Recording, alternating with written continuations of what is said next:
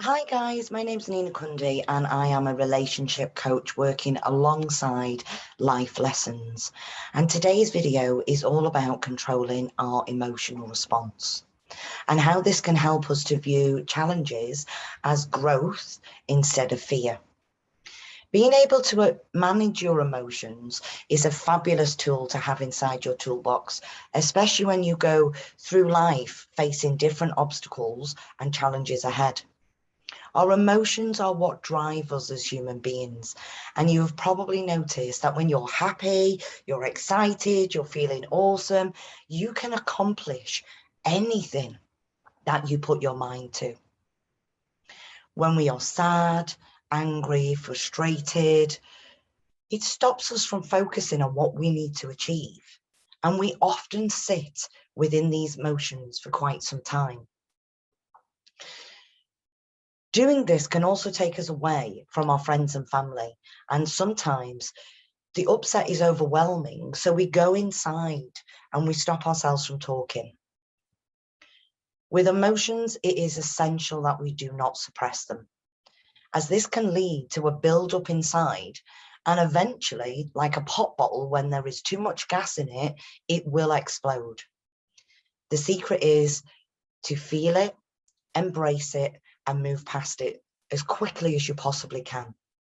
And in order for us to do this, we must understand what has triggered the emotion in the first place. So I'd like to give you a little bit of an example. So you might not have got the grade that you wanted within a certain assignment, and you feel quite sad. So what do we see as the trigger? The trigger is the actual grade. And then what happens is we attach a personal meaning to it. And when we attach that personal meaning, we then feel sad. So the meaning that we've attached to it is that I have failed. Well, let me tell you a little secret.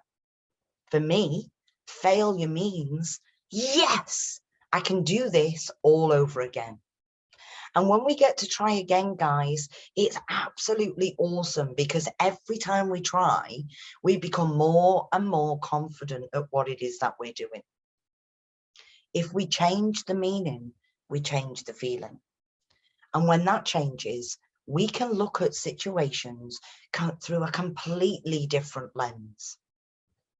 So let's look at 3 steps that's going to help you to move forward with this process.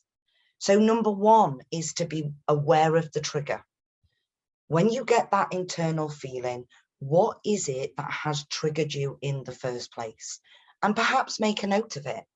The trigger was the grade. Number 2, check what state you're in. Are you happy? Are you frustrated? How are you reading the information? How are you listening to the information? What kind of mood are you in to begin with? Because quite often, when we're waiting for our grades, or when we are waiting for that certain mark that we need on an assignment, we're often quite anxious and we feel a little bit nervous. That's going to completely alter the meaning that we add to the grade that we have just received, to the trigger. And then step number 3, change the meaning. So yes, okay, I didn't get the grade that I wanted, but that's okay, because it means I get to try again. And every time I try and try and try, the more confident I'm going to become. Change the meaning and you will change the feeling. And then not only that, guys, go out there and celebrate, because it's really, really important that we celebrate our little wins.